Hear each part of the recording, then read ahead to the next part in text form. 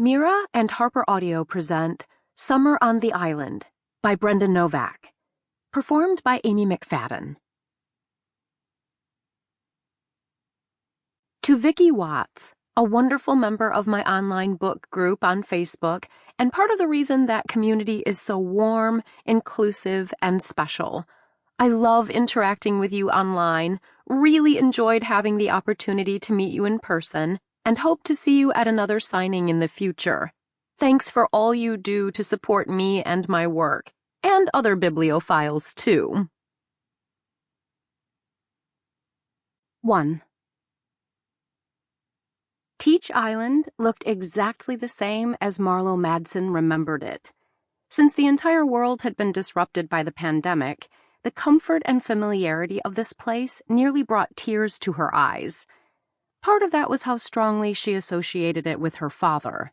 John Tiller Madsen, who'd gotten his nickname because of his love for sailing, had died a month ago. But the island had long been his escape from the rat race of Washington, D.C., where he'd served as a United States Senator for 30 years. "I can't believe I'm back! Finally!" Marlow said as she rolled down the passenger window to let in some fresh air. Part of the archipelago of 4,500 islands off the coast of Florida, Teach was only 7 square miles. Marlow loved its homey, small-town atmosphere. She also loved its white sand beaches and its motley collection of bars, restaurants, bait-and-tackle stores, and gift shops, most of which, at least in the older section where they were now, had kitschy decor. Because the island was named after Edward Teach, or Blackbeard, one of the most famous pirates to operate in this part of the world in the early 18th century, there was pirate stuff all over. A black skull and crossbones flag hung on a pole in front of the most popular bar, which was made to look like a colonial-era tavern and was named Queen Anne's Revenge, after Blackbeard's ship. In addition to the Blackbeard memorabilia, there was the regular sea-themed stuff. Large anchors or ship's wheels stuck in the ground here and there, fishing nets draped from the eaves of stores and cafes, and lobsters, crabs, and other ocean creatures painted on wooden or corrugated metal sides. Her parents had a house in Georgia, a true Southern mansion, as well as their condo in Virginia for when her father had to be in Washington. But this was where they'd always spent the summers. Now that Tiller was gone, her mother was talking about selling the other residences and moving here permanently.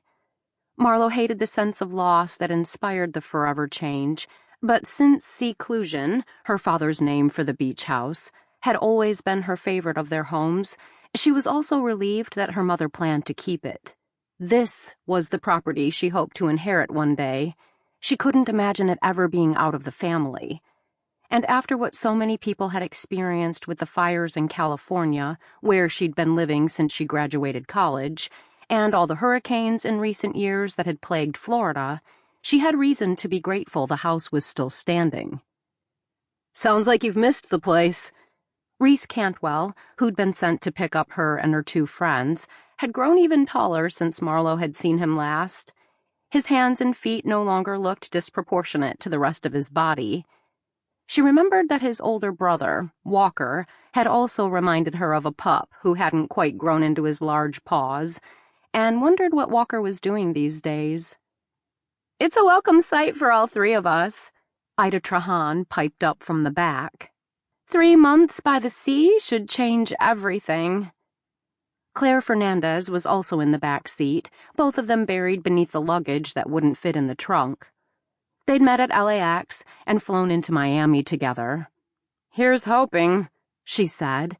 "Even if it doesn't, I'm looking forward to putting my toes in the water and my butt in the sand." "You'll get plenty of opportunities for that here," Reese said. Claire needed the peace and tranquility and a chance to heal.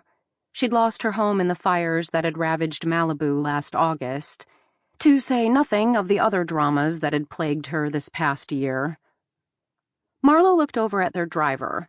Apparently, since her father's death, Reese had been helping out around the estate, in addition to teaching tennis at the club. His mother, Rosemary, had been their housekeeper since well before he was born. Sample complete. Ready to continue?